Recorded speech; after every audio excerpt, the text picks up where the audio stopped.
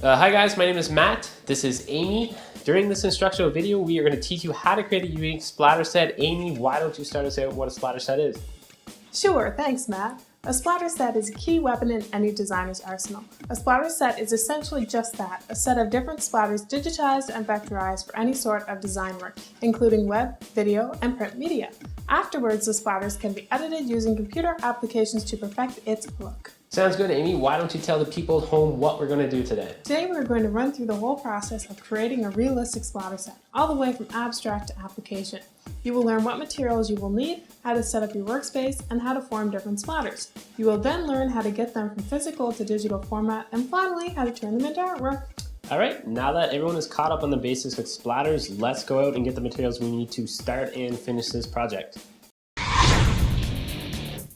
To start, like any art project, we are going to need a canvas. This can really be anything as long as it's flat, big enough to do different paint splatters on, and preferably white, or at least a lighter color.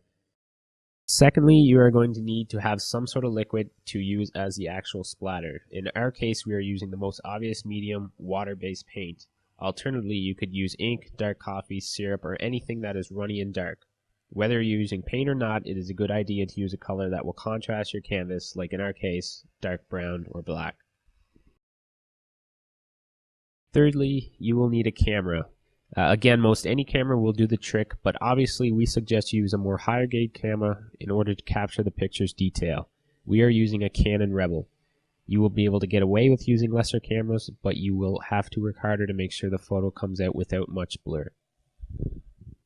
Taking us home, we have our design software.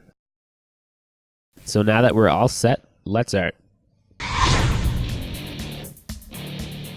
To start, we have simply laid out our sheet of paper on the floor. We have also placed a tarp under the sheet to protect the floor from paint spills. Next, we are going to move on to probably the most important step. We are going to actually create our splatters. This step is really determined by the amount of creativity you can throw at it. When you get a wide array of different splatters and drips, meet us at step 3.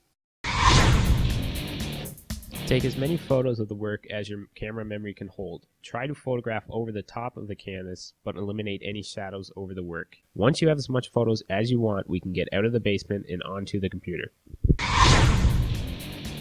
Alright guys, now that you actually have the photographs of your splatters, go ahead and upload them to your computer and locate them in Adobe Bridge. Once you have those up, basically you can sift through these and take out what you don't need. Go ahead and delete them. Basically ones that don't show any contrast or ones that are on angles or ones that are blurry aren't going to work. So it'd be safe to actually delete those. But when you have an image that you can go ahead and tweak, what we're going to do is right click on it and select Open in Camera Raw. This will allow us to actually manipulate the photo to kind of get more contrast on the actual splatter. So on this one you can see that there's some lines on the edge here that we might want to get rid of. And to do that, what we can do is actually bump up some of these meters. So I'm going to bump up brightness and I'm going to bump up contrast. As you can see, those are gone. We have a nice contrast to our background. So you can save that. And once you have that saved, open up Illustrator and we're going to create a new document. You can use the default settings, it doesn't really matter. When you have something, just hit OK. At this point, you can go to File and click on Place. Now I have a few images that I've already tweaked in Adobe Raw. So click on one that you like. You might want to scale it down a bit just to fit inside your window. You can do that by holding Shift and selecting. At this point, you can go ahead and click on the arrow by Live Trace and click on Simple Trace. This will give us one color image, and it's actually vectorized. As soon as we hit this expand, we're going to have multiple paths that we can edit.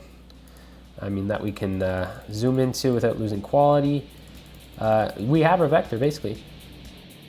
Through this short tutorial, we have blown your mind with a simple yet effective way to create realistic vectorized splatters. We gathered our materials, we set up our canvas, we then splashed it with paint, we took photos of the splatters, and we finally digitized the photos using a computer. We're glad we had the chance to show you some practical designing skills today. We hope you took something from this tutorial. Goodbye and happy designing!